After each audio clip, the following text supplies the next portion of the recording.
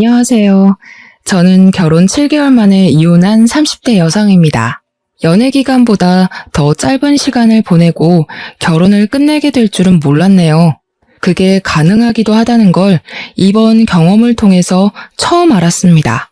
기분이 썩 좋은 일은 아니지만 비도 오고 꿀꿀한 기분을 어디 달랠 곳이 없어서 사연을 써보고자 합니다. 날씨처럼 꿀꿀한 저의 사연 들어보시고 부디 여러분들은 저희 남편 같은 사람 안 만나셨으면 좋겠어요. 저는 치과 의사입니다. 동네 괜찮은 곳에 병원을 냈고 저 혼자 원장이어도 제법 운영이 잘 되는 치과였습니다. 남편을 만나게 된 건 의사 대 환자로서였어요. 남편이 저희 치과를 이용하기 시작한 다음부터 제게 적극적인 관심을 보여줬는데요. 처음에는 남편의 관심이 상당히 부담스러웠어요. 그런데 사적인 감정 때문에 환자를 따로 안 받는 건 의사로서 말이 안 되잖아요. 제가 정중히 거절하면 되는 마음이고 계속 밀어내다 보면 남편이 호의 표시를 그만하겠지 싶었어요. 그런데 남편은 치료를 다 끝냈는데도 한 번씩 우리 병원에 들러서 직원들에게 음료수 사주고 도시락을 쏘고 하더라고요. 한 번은 남편의 그런 행동에 따로 경고를 하기도 했었어요. 그만해달라고 말이죠. 근데 그 상황에서 남편은 오히려 제게 고백을 해버리더라고요. 저더러 따로 연락하는 남자나 맞선이 예정된 상대가 있는 게 아니라면 한 달만 만나달라고 하대요. 웃기게도 너무 사정을 하길래 제가 결국 알겠다고 하고 받아줬어요. 대신 한 달 뒤엔 그만해달라고 했죠. 그렇게 친구처럼 만나기 시작했는데 말도 안 되게 저는 남편의 매력에 빠져버렸습니다. 한 달이 끝났는데 남편이 제게 다시 고백을 했는데 그땐 제가 한 달 전과 다른 마음으로 받아주게 되었어요. 신기하게도 그 인연으로 결혼까지 하게 되었네요. 남편은 일반 중소기업 사원입니다. 시모는 남편 초등학생 때부터 시부랑 일찍 사별하고 혼자서 남편을 대학까지 졸업시켰다더군요. 시부가 돌아가신 이후 시모랑 남편은 참 어렵게 살았다고 했습니다. 시모 혼자서 남편 키우느라 장사도 하고 배달도 하고 설거지 등등 굳은 일은 다 하면서 말이죠. 그 얘기 들으니 만나보지도 못한 시모가 문득 존경스러웠습니다. 그런 엄마 밑에서 자란 자식인 남편의 인품은 안 봐도 훌륭할 거란 생각까지 들었죠. 근데 기대를 갖고 만난 시모의 첫인상은 제가 생각했던 것과는 많이 달랐습니다. 일단 성격이 당황스럽게도 좀 깐깐했어요. 약간 자격지심이 있는 것 같기도 했고요. 결혼 인사를 갔던 날 처음 만났는데요. 시모가 고생 많이 해온 사람처럼 생기긴 했더라고요. 시모 연세가 우리 엄마랑 동갑이라 들었는데 솔직히 연세를 몰랐더라면 저희 엄마보다 더 많아 보이긴 했습니다. 어쨌든 시모가 제게 처음 한 말이 꽤나 직설적이었기에 아직도 기억에 남아있는데요. 나는 우리 아들 정말 귀하게 키웠어요. 일확천금이 있어도 우리 아들이랑은 안 바꿀 정도로요. 우리 집 형편 안 좋다고 아가씨 집에서 우리 아들을 조금이라도 무시하거나 낮은 취급했다간 나 가만 안 있을 겁니다. 제가 간단한 인사를 드리자마자 시모한테 들었던 첫 대사였습니다. 경고였다고 표현하는 것이 더 적절하겠네요. 그런 시모를 자중시킨 건 남편이었어요. 남편도 시모의 갑작스러운 경고에 당황한 것 같더라고요. 그럴 리가요. 저희는 동등한 입장에서 결혼하려는 건데요. 저희 부모님도 돈으로 사람 판단하는 분 아니세요. 그런 게 걱정이시라면 너무 신경 쓰지 않으셔도 되세요. 그건 모르는 일이지요.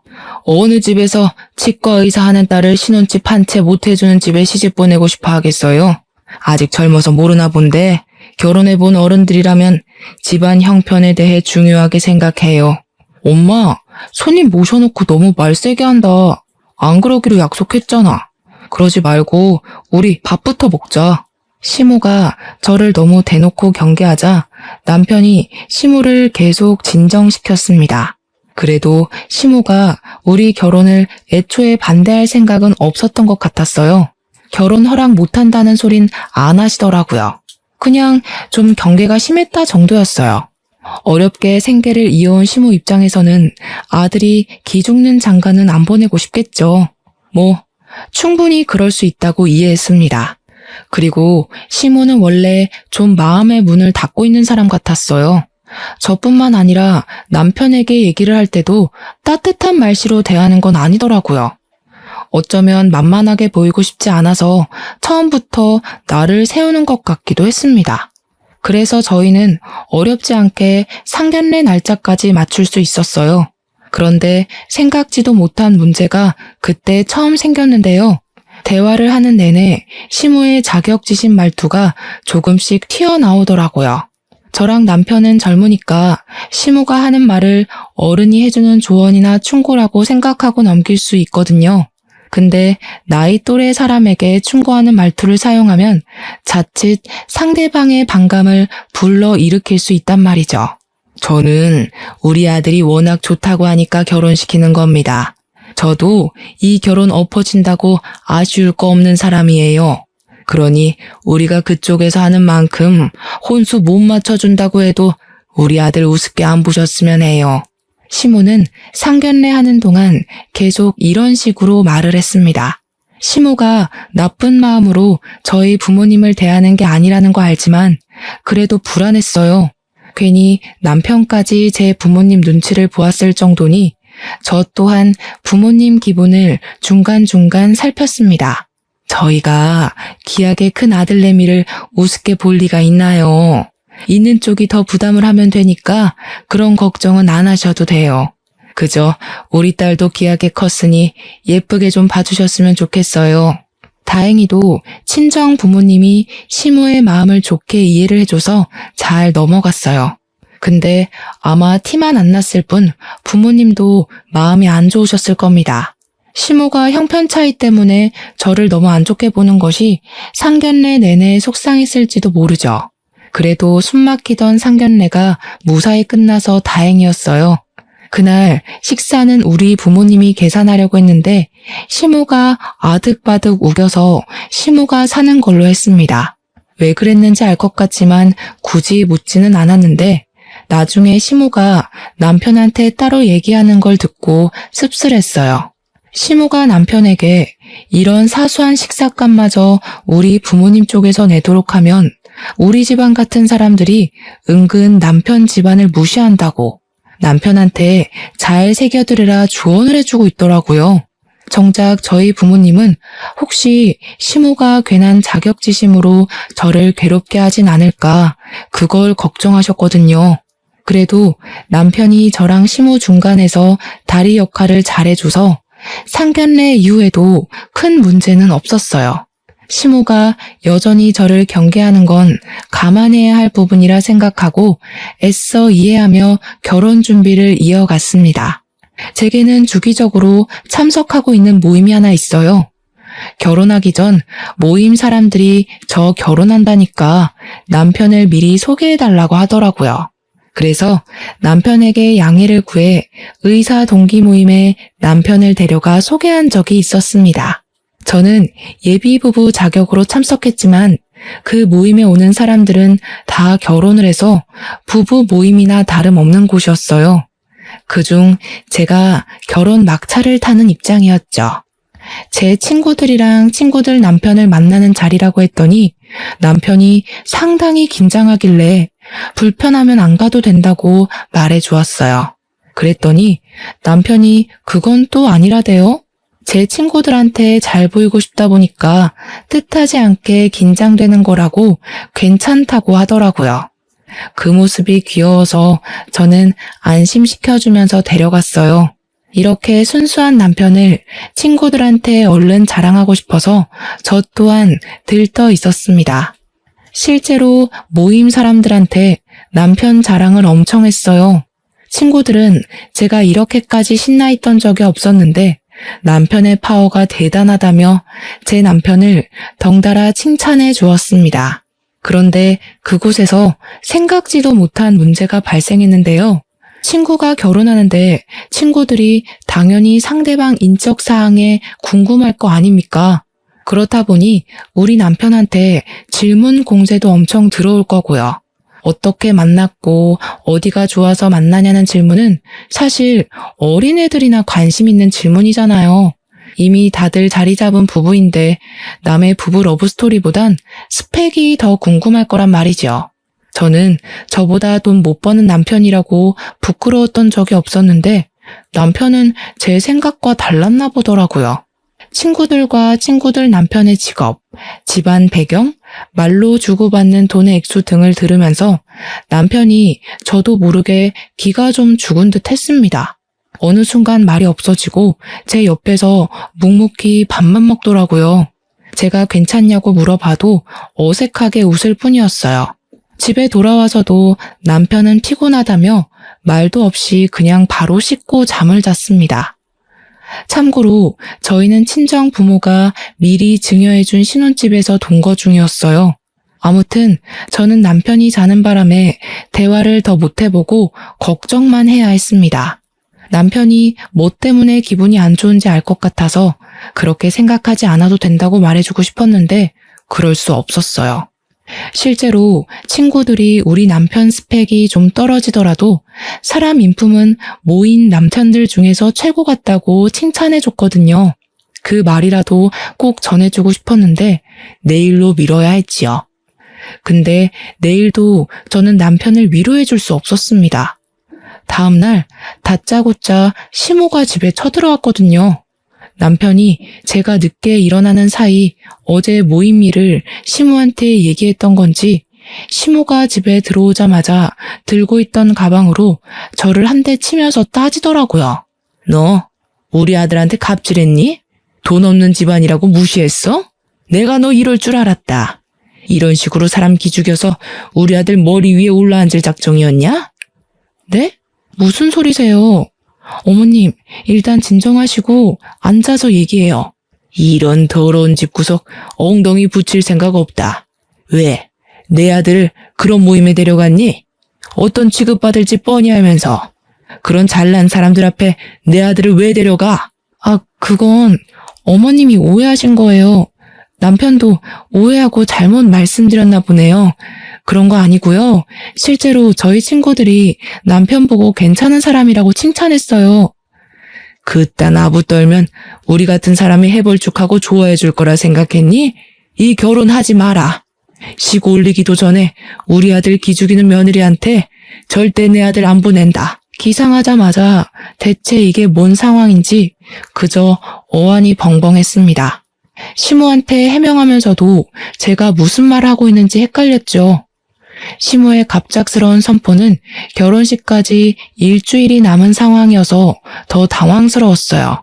남편이 잠깐 화장실에 가 있을 때 시모가 들이닥친 거였는데 그때 남편이 분주한 소리 때문인지 화장실 문을 열고는 시모를 발견하자마자 헐레벌떡 튀어나왔습니다. 자기 엄마를 말리기 시작했죠. 엄마, 내가 오지 말라고 했잖아. 나 괜찮다고 했지. 내가 알아서 할 테니까 끼어들지 좀 마. 괜찮긴 뭐가 괜찮아. 네가 얼마나 자랑스러운 아들인데 그깟 고위 직업이 뭐라고 사람을 고개도 못 들게 하고 말이야. 저 여자가 너를 진심으로 생각해줬다면 그런 모임에 데려가면 안 되지.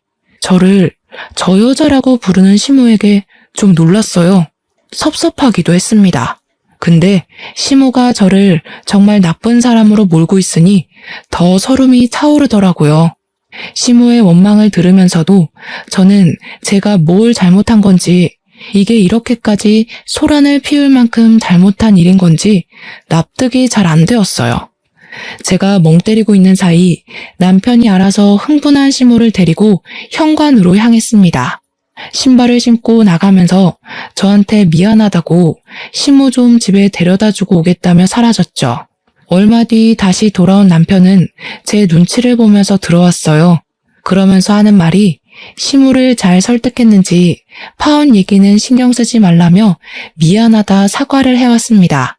자기 이번 모임 불편했어? 어머님까지 아셨는데 나한테 숨기지 말고 다 얘기해줬으면 좋겠어. 사실 불편하긴 했지. 당신 친구들은 전부 의사고 친구 남편들도 의사나 검사나 한 자리 하는 사람들인데 나는 그냥 일반 회사원이잖아. 내가 못나서 자기까지 못나 보일까봐 미안해서. 그런 생각이 들었으면 나랑 먼저 얘기를 해서 풀어야지. 어머님한테 전화해서 상담하면 어떡해. 그리고 당신은 내가 당신을 직업으로 판단할 사람으로 보였어? 그게 아니라 그냥 나 혼자 좀 그랬나 봐. 미안해. 다음부턴 당신한테 얘기해 줄게. 저는 남편에게 다시 한번 제 생각을 전하면서 남편의 있는 그대로의 모습을 사랑한다고 말해 주었어요. 마치 사춘기 아들을 달래는 기분이 들어서 조금 황당하기까지 했네요. 어쨌든 남편은 제 마음을 알아준 건지 지난 날을 돌아보면서 반성하였습니다. 그렇게 저희 결혼 준비는 잠깐의 방황을 해결하고 무사히 진행되었죠. 결혼식을 올리고 신혼여행 다녀올 때까지 계속 정신이 없었어요. 신혼여행 이후 한 달 정도는 신혼살림을 정리하는 데에 시간을 거의 다 뺏겼을 정도였습니다. 어느 순간부터 좀 한가해졌다고 느꼈을 때 사실 집들이를 할 수 있었는데도 저는 일부러 집들이를 생략했어요. 제 친구들이 집들이 언제 하냐고 기다리고 있었거든요. 친구들도 결혼하고 나서 집들이를 했고 어떻게 보면 저희 모임 사람들은 거의 당연하게 집으로 사람들을 초대했던 것 같습니다. 그런데 그걸 저는 안 하겠다고 했어요.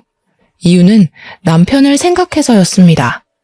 그 모임 사람들 때문에 결혼하기 전 처음으로 다퉈봤는데 다툼의 원흉을 굳이 또 불러서 남편과 제 사이의 불안을 다시 만들고 싶진 않았어요. 아무래도 남편이 기죽었던 것이 마음에 걸리더라고요. 그래서 저는 친구들에게 일일이 전화를 돌리면서 집들이를 못하게 된 사정을 설명했어요.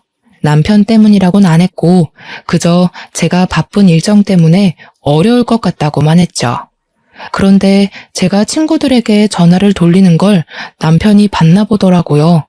전화를 다 돌리고 방에 들어갔더니 남편이 토라져서 제가 말을 걸어도 안 쳐다보는 겁니다. 그래서 저도 더 끈질기게 남편을 건드렸어요. 우리 서로 불만 있으면 대화로 풀자 했지 않냐고 했더니 남편이 결국 제게 할 말을 했는데요. 괜찮다더니 결국 날 친구들한테 소개하기 창피했던 거야? 왜? 친구들이 무슨 저런 남편을 만났냐고 당신이 아깝대? 그게 무슨 소리야. 내 친구들은 당신 좋게 본다니까? 사실도 아닌 말로 왜 자꾸 마음대로 상상해. 나는 당신이 불편할까봐 더 이상 신경 쓰이는 상황 안 만들려고 했던 거야. 내가 불편할까봐 그런 거 맞아? 당신이 불편해서 안 부르는 거 아니고 난 이제 당신 진심이 뭔지 모르겠다. 남편은 집들이에 대해서 갑자기 또 자격지심 장난 아닌 소리를 하더라고요. 제가 솔직하게 얘기를 해주고 그런 거 아니라고 왜 꼬아서 생각하냐 하는데도 남편은 더 이상 저랑 대화를 안 하고 싶다며 자리를 떠버렸습니다. 근데 웃긴 게 그렇게 혼자 삐쳤다가 시간 좀 지나면 혼자 풀려요. 이게 몇 번 반복이 되었었는데 어느 순간부턴 저도 지쳐서 그냥 내버려뒀습니다. 제가 남편한테 제 친구들 얘기를 안 하는데도 남편이 혼자 저를 밀어냈다가 당겼다가 하길래 그게 가끔씩 이해가 잘 안 되기도 했는데요. 굳이 싸우기 싫어서 남편한테 물어보진 않았거든요. 근데 남편이 결혼하고 나서부터 자기 직장에서 은근 저랑 비교를 당하나 보더라고요. 갈수록 예민해지더니 집에 와서는 저보다 우월하려고 기를 쓰는 느낌이 드는 겁니다. 어느 날 제가 일 때문에 잠깐 빨래를 밀었었는데 남편이 그동안은 별말 없다가 뜬금없이 그걸로 시비를 걸기 시작했어요. 이럴 거면 일을 그만두던가. 집에 여자가 있는데 어떻게 집안 꼴이 이렇게 엉망이야? 집 신경 안 쓰고 계속 일할 거면 차라리 나한테 돈이라도 주든지 해. 뭐? 집안일 안 한다고 돈 달라는 건 뭔 논리야? 그리고 집안일은 나만 해야 돼? 당신이 먼저 빨래 봤으면 좀 해줄 수도 있는 거잖아. 그럴 거면 아내랑 남편이란 말이 왜 있겠어? 우리 집은 다른 집이랑 다르게 남편이랑 아내 사이에 격차가 너무 없는 것 같아. 그러니까 내가 어디 가서 귀를 못 펴는 거야. 집안의 가장은 난데 어디에서도 인정받을 부분이 없잖아. 당신 갈수록 이상해지는 거 알아? 직장에서 무슨 소리를 듣는 거야? 왜 이렇게 일만 다녀오면 예민해져서 난리야. 아, 됐고. 그래서 하고 싶은 말이 뭔데? 당신만 바깥일하고 나는 집안일만 했으면 좋겠다는 거야? 그래. 그게 부부 역할이 맞는 거지. 솔직하게 말하자면 나도 당신한테 남편 대우 받고 싶어. 당신이 나보다 수익이 많으니까 어쩔 수 없이 내가 꿀리잖아. 남편의 바람은 제가 의사를 관두길 바라는 거였어요. 맞벌이를 하더라도 남편은 남편이고 부인은 부인인 건데 꼭 바깥일 집안일로 그 역할을 구분해야 하나요? 옛날이야 그랬지. 요즘은 남녀 상관없이 커리어를 갖고 결혼하는 사람들이 많잖아요. 저는 제가 탱자탱자 노는 마누라보다는 낫다고 생각을 하거든요. 남편의 제안은 정말 터무니없고 철없기만 해서 그냥 못 들은 걸로 하겠다고 하고 무시해버렸어요. 근데 남편이 제가 무시한 것 때문에 또 자존심 상했나 보더라고요. 어느 날부터 저랑 마주할 때마다 드러내는 태도나 표정이 어색했습니다. 뭐 그렇다고 저한테 더 이상 시비를 거는 건 아니라서 별말 않고 넘겼어요. 남편 삐치는 게 한두 번도 아니고 내버려두면 항상 그랬듯 알아서 아무 일 없었다는 듯이 행동할 거라 생각했거든요. 그런데 이번에는 남편 행동에 좀 다른 점이 있었어요. 남편이 주말마다 시댁을 자주 가더라고요. 초반에는 그냥 내버려 뒀는데 나중에는 한번 물어봤거든요. 그럼 남편은 그저 후다닥 나가면서 시모가 혼자 밥 먹는 거 외로워한다고 점심만 시댁에서 먹겠다고 하면서 사라져버리더군요. 남편이 주말마다 그렇게 가버리면 저야말로 집에서 혼자 점심을 먹었습니다. 저희는 분명 신혼부부인데 어째 신혼이 아니라 한 5년 이상은 산 부부 같은 느낌이 들었어요. 저도 갈수록 남편에게 서운함이 쌓이더라고요. 그렇지만 말 못했죠. 괜히 남편을 종용했다가 시모가 남편 뺏어간다고 생각할까봐 그냥 이 모든 상황을 좋게 생각하려고 했어요. 그런데 어떤 날에는 남편이 주말에 시댁에서 자고 올 때가 있어요. 평일에는 출근을 해야 하니까 당연히 직장이랑 가까운 신혼집에서 먹는데 주말만 되면 마치 두 집 살림이라도 하는 것처럼 시댁에서 먹고 자고 합니다. 이 상황이 꽤 길게 반복되니까 나중에는 시모가 제 남자를 뺏은 것처럼 느껴지다가 더 나중에는 제가 시모의 남자를 뺏은 건가? 하는 기분까지 들었어요. 제게 삐쳐있던 남편을 그냥 내버려 두려고 했는데 이건 좀 아닌 것 같아서 또 자고 온다는 남편의 앞길을 가로막은 적도 있었습니다. 나랑 얘기 좀 해. 주말마다 어머님 집에 간 거 벌써 한 달이 넘었어. 나랑 이대로 멀어질 작정인 거야? 이젠 나랑 화해하기도 싫어? 너도 잘못 없다고 생각하고 나도 잘못 없다고 생각하는데 이 상황에서 무슨 화해를 해. 그냥 서로 마음에 안 드는 거 굳이 맞추려고 하지 말자는 거지. 그런 사람이랑 평일 내내 같이 있는 것도 숨 막히는데 주말까지 한 지붕 아래 있으라고? 우리 부부잖아. 안 맞는 게 있으면 어떻게 해서든 대화로 풀어야지. 이렇게 주말마다 시댁을 가 있으면 어머님이 날 뭐라고 생각하시겠어. 남편더러 가지 말라고 했더니 남편은 기어코 집을 나가버렸습니다. 저랑 대화가 끝나지도 않았는데 말이죠. 그리고 이 사실을 남편이 또 시모에게 말했나 봐요. 어김없이 시모한테서 전화가 왔는데요. 너 내 아들한테 우리 집 온다고 한 소리 했니? 우리 아들 잡고 살 작정인 거야? 그럼 그렇지. 네가 우리 아들을 남편으로 안 보고 네 발 아래로 봤으니까 그렇게 함부로 사람을 지지고 볶겠지. 어머님, 도대체 남편이랑 저한테 왜 이러시는 거예요? 제가 남편 무시한 적 없다고 몇 번을 말씀드려요. 남편 좀 보내주세요.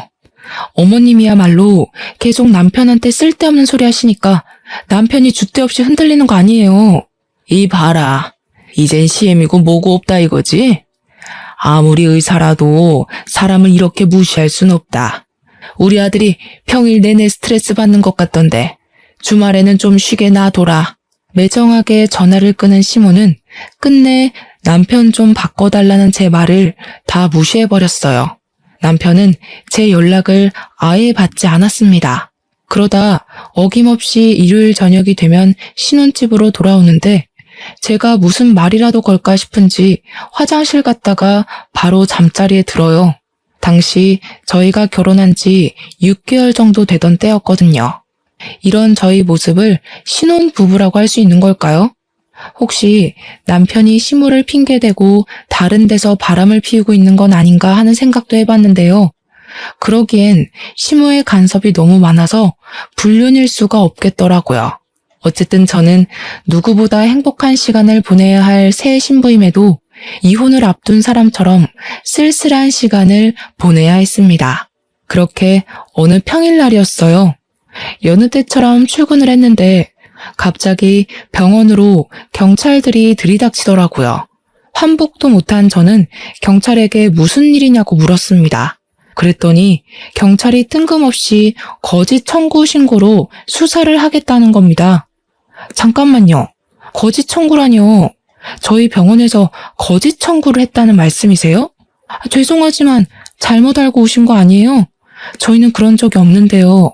제가 경찰의 말에 강력하게 부정을 표현하자 경찰이 저를 훑어보더니 여기 원장이냐고 묻더군요. 그래서 제가 원장이라고 했더니 경찰이 자세한 신고 내용을 말해주었습니다. 우리 병원에서 제가 진료 행위를 하지도 않았는데 했다고 사문서를 위조하는 부정 방법으로 진료비를 갈취했다는 겁니다. 그게 수사 이유래요. 저는 설명을 듣고도 더 이해할 수 없어서 무슨 말도 안 되는 소리를 하냐고 대체 누가 그런 엉뚱한 신고를 했냐고 따졌습니다. 그러나 경찰은 제 말을 더 듣지 않고 경찰서 가서 얘기하라며 저를 데려갔죠. 그 사이에 저희 병원은 압수수색을 당했습니다. 저 살면서 경찰서에 가본 건 처음이었어요. 무척 당황스럽기도 했고 또 무섭기도 하더라고요. 저는 절대 범법 행위를 한 적이 없지만 만약 제 누명이 억울하게 죄로 성립된다면 저는 바로 의사면허가 정지되거든요. 징계를 받을 수도 있고요. 그런데도 저는 경찰이 제게 뭐라고 묻는 말에 모르는 사실이라 모른다고 말할 수밖에 없었어요.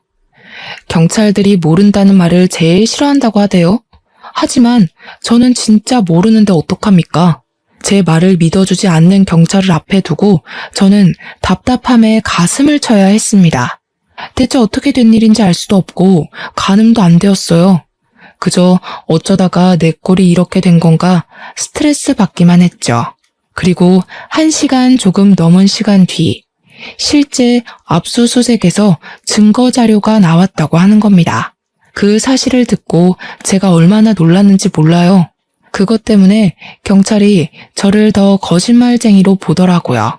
증거 자료는 환자 한 명이 병원에 내원하지도 않은 날짜에 후속 처리 진료가 되어 있는 기록지라 했습니다. 그것을 통해 요양급여 비용을 추가 청구했다고 되어 있는 자료들이었죠. 그 환자가 이 사실을 알고 병원 측에 얘기를 해서 들통이 나게 된 거라는데 저는 정말 하나도 모르는 얘기였어요. 이보세요, 경찰 선생님. 대체 그분이 누군데요? 저는 모르는 사실이라고요. 제가 거기 원장인데 그런 비리도 몰랐겠어요? 제가 그런 짓 저지를 사람인지 아닌지 더 꼼꼼하게 확인해 보세요. 고작 그 자료 하나 가지고 사람 억울하게 하지 말고요. 저도 큰 소리를 낼 생각은 아니었는데 그대로 가만히 있다가는 제가 완전 호구되겠더라고요. 그래서 항의할 수 있을 만큼 기를 썼습니다. 답답해서 경찰한테 계속 따졌더니 결국 경찰이 신고자를 알려주었는데요. 당황스럽게도 신고자는 우리 치과에 일하는 치위생사 선생님이었어요. 우리 병원의 치위생사는 총 3명입니다. 치위생사 선생님들은 저랑 같이 일한 연차가 기본 2년은 되어요. 그래서 제가 그 선생님들 성격을 모르지도 않고 대충 어떤 사람들인지도 알고 있습니다. 그 선생님들 중 한 명이 신고했다는 건데 제가 평소 생각하고 있는 선생님들 인품을 떠올리면 그럴 만한 인물들이 없어요. 그럴 리가 없어서 저는 당장 그 신고자를 불러달라 했지만 신고자 보호법 때문에 그럴 수 없다고 하더라고요. 저 이대로면 꼼짝없이 의사면허 정지되는 걸 두고 볼 수밖에 없는 실정이었어요. 그 사이 제 사정이 남편한테 전달되어서 남편이 경찰서로 찾아왔는데요. 그래도 가족이라고 남편을 보자마자 마음 한편에 무서웠던 감정이 사르르 녹더라고요. 저는 제 억울한 사정을 남편한테 호소하면서 결국 눈물을 보이고 말았습니다. 우리 부부 한동안 다퉈서 말도 잘 안 섞었었는데 어려운 처지에 처하니까 냉각 끼고 뭐고 그런 건 전혀 개의치 않아지더라고요. 저 못지않게 놀랐던 남편이 저를 달래주는데 걱정을 많이 해줘서 고마웠어요. 든든하기도 했고요. 그런데 그것도 아주 잠깐의 감동이었습니다. 남편이 뜬금없이 황당한 소리를 하더라고요. 이참에 잘 됐어. 내가 일하면 되잖아. 당신은 그냥 집에서 푹 쉬면서 집안일 하면 되지. 너무 걱정 마. 내가 당신 평생 먹여 살릴 수 있어. 이렇게 그만두는 것보단 당신이 당신 손으로 직접 의사직을 내려놓는 게 좋았을 것 같은데 그건 좀 속상하겠다. 이게 지금 제 상황에 알맞은 위로인가요? 어째서인지 남편은 제가 일을 못하게 된 것에 대해 그리 속상해하는 것 같지 않았어요. 저도 모르게 남편이 남처럼 낯설게 느껴지더라고요. 그래서 맞잡고 있던 손까지 슬쩍 놓아버렸습니다. 남편의 말을 못 들은 척하면서 경찰한테 다시 제 의견을 어필했어요. 저는 이 사실 인정 못한다고. 내가 모르는 사실 때문에 자격정지를 받아들일 수 없다고 따졌죠. 그러면서 지금 이 상황에 대해 소송할 거라고도 했습니다. 그랬더니 갑자기 경찰이 아닌 남편이 나서서 저를 말리는 거 아니겠어요? 무슨 소송을 한다고. 어차피 완전 그만두게 되는 것도 아니고 6개월 정지 후에 풀릴 거잖아. 소송하려면 변호사 선임도 해야 되는데 왜 굳이 그런 쓸데없는 데 돈을 날려? 싫어. 내가 하지도 않은 짓 때문에 죗값을 받아야 되는데 당신은 당신 와이프가 억울하게 누명 쓰는 거에 대해서 속상하지 않아? 어떻게 아무것도 안 해보고 바로 인정을 할 수가 있어? 설마 내가 진짜 범법행위 저질렀다고 생각하는 거야? 그런 게 아니라 더 깊게 파고들면 그만큼 조사가 오래 진행되니까 그렇지. 그럼 당신 더 속상할 거잖아. 나는 당신 기분 걱정해서 얼른 넘기고 싶었던 거야. 그냥 6개월만 휴가 받았다고 생각하고 쉬면 안 되겠어? 남편이 저를 생각해서 말하는 내용은 전혀 저를 염두에 둔 생각이 아니었어요. 남편은 제 기분을 걱정해서라고 말을 했지만 제가 보기엔 남편이 이 상황을 빨리 넘기고 싶어 하는 것처럼 보였습니다. 설마 늘 내가 일을 그만뒀으면 좋겠다고 생각하던 사람이라서 막상 일 못하게 되니 그게 좋은 건가? 싶은 생각도 들었어요. 만약 그런 거라면 정말 너무 서운했습니다. 와이프가 누명을 쓰고 경찰서까지 왔는데 이 와중에도 자기 생각밖에 안 했다는 거잖아요. 제 생각이 정확하다는 증거는 없었지만 한번 그 생각이 들자 남편이 꼴도 보기 싫어졌어요. 그래서 저는 경찰서를 더 떠날 생각을 안 했습니다. 제가 버티고 앉아있자 제 고집을 못 이긴 남편이 한숨을 쉬더라고요. 그러더니 잠깐 화장실 다녀오겠다고 자리를 뜨는 겁니다. 화장실은 저도 가고 싶었던지라 남편이 자리를 뜨고 한 1분 뒤에 뒤따라 나갔습니다. 근데 앞장서서 가는 남편이 화장실로 안 가고 비상구 계단으로 방향을 틀더라고요. 그걸 보고도 별 생각 안 할 수는 있는데 왠지 모르게 기분이 찝찝했어요. 남편에 대해 수상쩍은 마음도 아까부터 갖고 있었고요. 그렇다 보니까 저도 모르게 남편처럼 방향을 틀게 되는 겁니다. 기척을 죽이고 비상구로 몰래 발을 들였는데 그때 남편이 누군가와 통화하는 걸 엿듣게 되었어요. 큰일 났어. 지금 와이프가 소송하겠다고 난리야. 그럼 우리 짓인 거 다 걸리는 거 아니야? 그 치위생사 입 제대로 막은 거 맞아? 갑자기 우리 배신해서 다 밝히면 나 깜빵 가야 되잖아. 아, 그건 싫다고. 아유, 걱정 말라니까 그러네. 그 치과 선생님은 자기가 300만 원이나 처먹었으면서 양심 있으면 입을 열면 안 되지. 이 엄마가 우리 아들 깜빵 보낼 짓을 저지르겠어? 소송해봤자 증거가 확실히 있는데 자기가 무슨 수로 승소를 해? 걱정하지 마. 저 그 자리에서 제가 잘못 들었나 싶었습니다. 분명 남편 목소리랑 시모 음성이 맞았는데도 제가 어디에 현혹되어 환청을 듣는 건 아닌지 몇 번이고 정신을 차렸어요.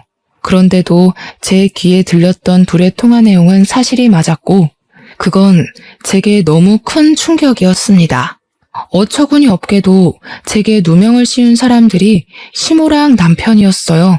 우리 병원 치의생사한테 돈을 줬다고 하는 것 보니 어떤 선생님인지도 가늠이 되더라고요. 우리 치과에 좀 못 사는 치의생사 선생님이 계세요. 그 선생님이 치의생사 일을 하면서도 저녁에는 집에서 부업을 한다고 했거든요. 홀어머니를 모시고 월세 사는 친구라 돈 모으는데 중요하다는 말을 들었었습니다.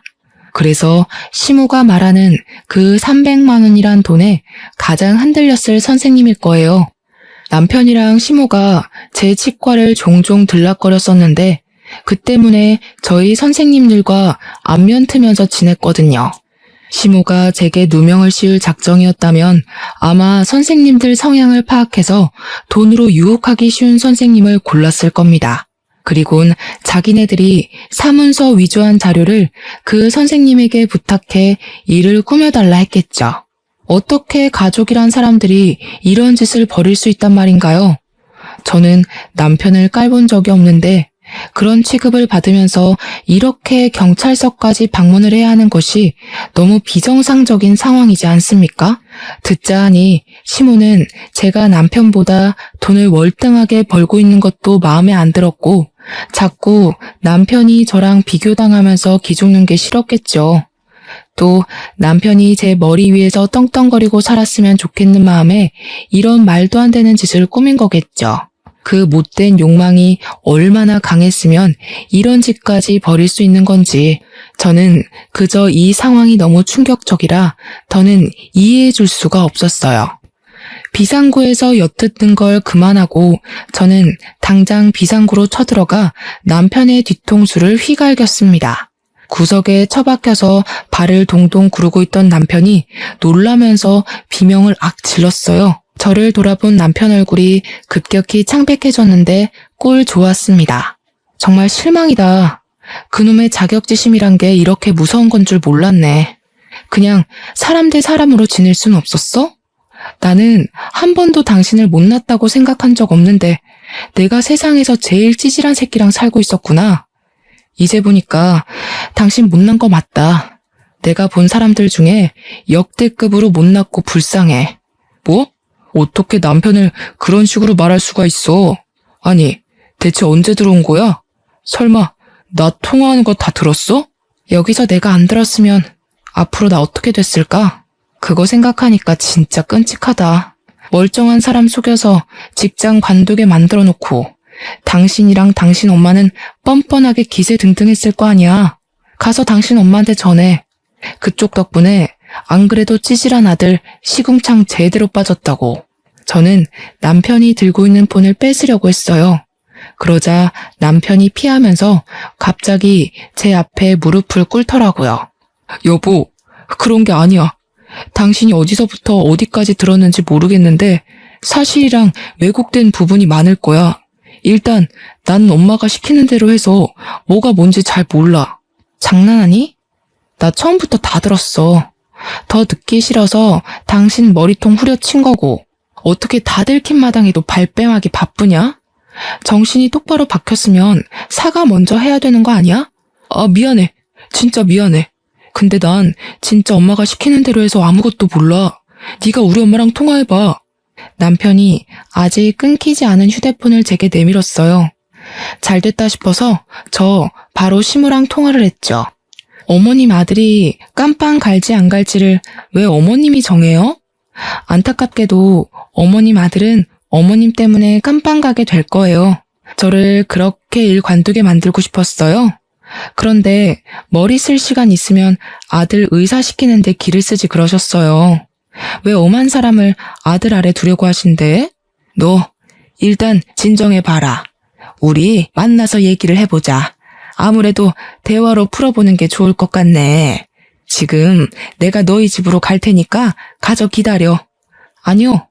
아직 상황 파악이 안 되신 것 같은데 저한테 명령할 입장 안 되세요. 저 그동안 스트레스 너무 많이 받았거든요? 두 사람 깜빵 앉혀놓으면 제가 숨을 못 쉴 것 같아서 안 되겠어요. 이해 좀 하세요. 저는 전화를 끊자마자 남편을 발로 밀어버리고 그대로 비상구를 뛰쳐나갔어요. 당장 경찰서로 돌아가 증거로 제출했습니다. 제게 얻어맞고 욕먹은 남편이 뒤늦게 정신을 차리고 쫓아왔지만 증거물은 이미 제출된 뒤였죠. 경찰은 거기에 녹음된 남편과 시모의 대화를 듣고 증거로 채택해 주었습니다. 그때부턴 상황이 역전되어 시모랑 남편이 되레 구속이 되었어요. 사기죄와 사문서 위조죄는 제법 중죄라서 감방 살기 싫다는 남편은 끝내 감방 신세를 지게 되었죠. 그리고 범행을 도왔던 치위생사 선생님도 나중에 잡혀왔는데 그 선생님은 제가 그냥 합의해줬어요. 그 선생님은 나쁜 짓을 하려고 작정했던 게 아니라 돈 때문에 흔들린 거잖아요. 선생님의 어려운 생계를 걱정해서 고소는 안 했어요. 대신 우리 병원에서 해고하는 걸로 합의를 보았죠. 다행히 저의 의사면허 정지 처분은 취소 처리가 되었습니다. 하마터면 당당한 제 커리어에 빨간 줄이 그일 뻔한 게 계속 제 심장을 떨리게 만들었어요. 저에게 이런 짓을 한 그들을 용서할 수 없어서 고소를 했지만 그 전에 시모 얼굴 보고 꼭 한마디를 해주고 싶더라고요. 그래서 시모가 구속되기 전에 얼굴 보러 찾아갔었어요. 시모는 저를 처음 대면했던 그때처럼 날선 눈으로 노려봤습니다. 여태까지 아들 혼자 키우면서 열심히 사셔놓고 왜 스스로 무덤을 파셨어요? 얼마 안 남은 인생 아들도 못 만나고 시간만 축내게 생겨서 어떡해요? 열등감만 죽이셨어도 그쪽 노후는 꽃밭이었을 텐데 아쉽네요. 내 노후는 너만 아니었어도 편했어. 처음부터 순진한 우리 아들 꼬셔서 머슴살이 시키려고 했던 게 누군데? 그 꼴이 불보듯 뻔한데 내가 그걸 그대로 둘 리가 없잖아. 도대체 어떻게 사셨으면 사람 말을 안 믿는 거예요? 그쪽 행동이 잘못돼도 한참 잘못됐기 때문에 상황이 이렇게 됐다는 거 모르겠어요? 제발 깜빵 다녀오면 정신 똑바로 살길 바랄게요. 출소할 때까지 그쪽 다 늙은 몸뚱어리가 버텨줄 줄 모르겠지만 시모는 제 모습이 사라질 때까지 목청 나가도록 저주를 입에 담다가 경찰에게 경고를 받고 조용해졌습니다. 그 뒤로 그들 소식은 잘 모르고요. 저는 개인적으로 병원을 이전하기로 했어요. 전 시모와 전 남편이 출소하고 나와도 저를 찾지 못했으면 싶었거든요. 같이 일하던 선생님들은 고맙게도 제가 이전하는 병원으로 같이 와주었습니다. 현재는 이전한 병원을 정리하면서 새 선생님 한 분을 더 고용하느라 아주 정신없는 나날을 보내고 있어요. 새로 시작하는 병원에서는 부디 사건 사고 없길 바라고 좋은 일만 있었으면 싶네요.